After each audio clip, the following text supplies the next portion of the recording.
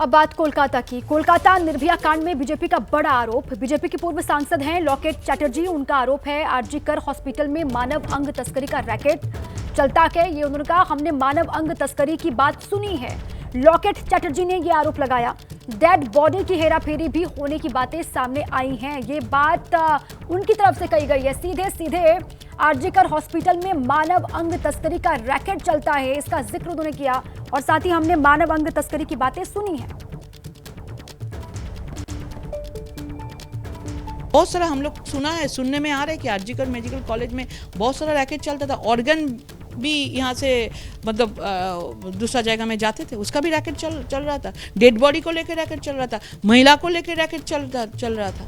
अभी एक महिला का ड्रेसिंग रूम भी वहाँ पे नहीं है। ड्रेस चेंज करना कभी एक हॉस्पिटल में, आरजीकर में महिला के लिए रूम नहीं है। ये लोग खोज रहे हैं कि सोशल मीडिया में कौन इसको लेकर लिखा है। ममता बनर्जी स्वास्थ्य मंत्री, वो कह रही केंद्रीय स्वास्थ्य मंत्रालय के खिलाफ हम आंदोलन करेंगे कि उन्होंने पैसे नहीं दिए हमें।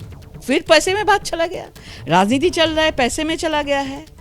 आप पहले जस्टिस दीजिए, उसके बाद हम लोग पैसे की बात करेंगे। उसके बाद तू मैं होगा, उसके बाद केंद्रीय सरकार राज्य सरकार होगा, उसके बाद माम राम होगा।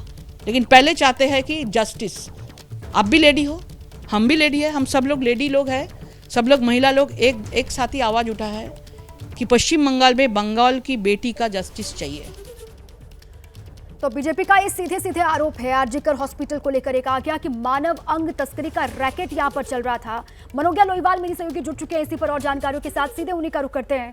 मनोज्ञा, मानव अंग तस्करी का रैकेट चल रहा था, यहां से तस्करी की बातें सुनी है, डेड बॉडी की हेराफेरी भी होती है, ये कहते हुए लॉकेट चैटर्जी जिनसे आपने बातचीत की, अब इसके बारे में क्या सीबीआई ने कोई जानकारी उनको मिली है, कोई पुष्टि की है?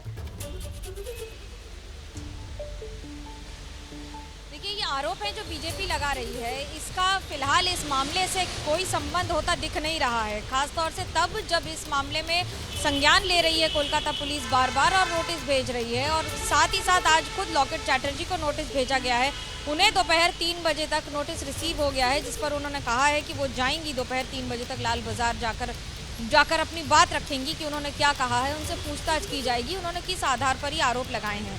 राजनीति में कई तरह के आरोप लगते हैं और बीजेपी और तृणमूल कांग्रेस की छींटाकशी में इस समय बार बार कई सारे सवाल उठ रहे हैं। तथ्यों के आधार पर उन्होंने कुछ नहीं, या फिर हमें ऐसे कोई तथ्य नहीं दिए हैं जिससे इस बात की पुष्टि हो सके। पर सवाल ये है कि अब जिस तरह से सीबीआई के दफ्तर के बाहर या फिर जो मार्च हो रहे हैं, जो प्रोटेस्ट हो रहे हैं, उस पर कई जगह कोलकाता पुलिस ने नोटिस और नोटिफिकेशन जारी किया है, जिसके आधार पर लोगों की जमायत एक साथ नहीं हो सकती है, 5 से ज़्यादा लोग एक जगह इकट्ठा नहीं हो सकते हैं। और किसी भी तरह के प्रोटेस्ट वगैरह पर काफ़ी सारे इलाकों में, खासतौर से आरजीकर के आसपास के इलाकों में रोक लगा दी गई है। अच्छा, अब जांच वहां पर चल रही है मनोज्ञा, और संजय रॉय का साइकोलॉजिकल टेस्ट भी आज हो रहा है। संदीप घोष से आज भी पूछताछ हो रही है।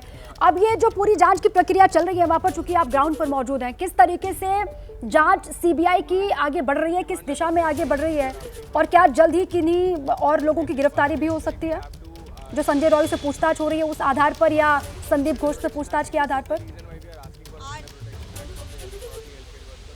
आज डॉक्टर घोष से तीसरे दिन उनकी पूछताछ जारी है। पहले दिन 15 घंटे के आसपास हुई, दूसरे दिन भी करीब 8 से 12 घंटे तक पूछताछ हुई। और आज 11 बजे उन्हें सुबह आने को बोला गया था। जब वो निकल रहे थे घर से तो बिफर गए, नाराज़ हो गए जब उनसे पूछा गया कि क्या आप कोऑपरेट कर रहे हैं सीबीआई के साथ या नहीं। और उनका गुस्सा छलक गया, कैमरा पर दिख भी रहा था कि वो नाराज़ हैं। पर सवाल है कि सबसे बड़े सवाल उन्हीं पर उठ रहे हैं, सबसे ज़्यादा आरोप उन्हीं पर लग रहे हैं। वो पूर्व प्रिंसिपल हैं और वो 9 तारीख को प्रिंसिपल के पद पर आसीन थे। ऐसे में बहुत सारे ऐसे सवाल हैं और जिम्मेदारियां हैं जो उन्होंने अगर निभाई हैं तो उनके जवाब उन्हें देने पड़ेंगे।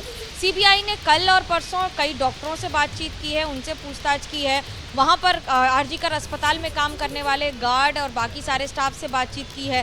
संजय रॉय के टेस्ट होना, साइकोलॉजिकल टेस्ट होना की ज़रूरत इसलिए है क्योंकि उनके ऊपर बहुत सारे आरोप लग रहे थे। संजय किस तरह का व्यक्ति है या किस तरह के आरोप लग रहे हैं, ये भी ध्यान रखने वाली बात होगी। क्योंकि इस घटना के पीछे सबसे बड़ा अगर सीसीटीवी कैमरा का बेसिक एविडेंस आ रहा है और गिरफ्तार किया गया है तो वह है संजय रॉय को। अब अगर आरोपी अपने मुंह से क्या कहता है, अपनी बातों को किस तरह से बयान में तब्दील अभी होते आपको देखना पड़ेगा। सीबीआई एक चीज़ जानती है कि इस मामले में जितना राजनीतिक का प्रेशर है उससे कई गुना ज़्यादा जनता में आक्रोश है।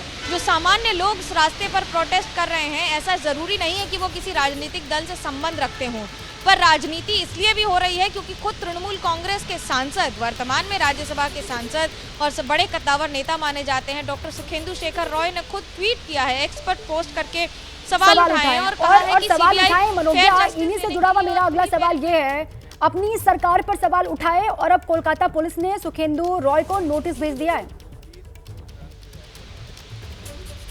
अच्छा, लौटूंगी आपके पास में।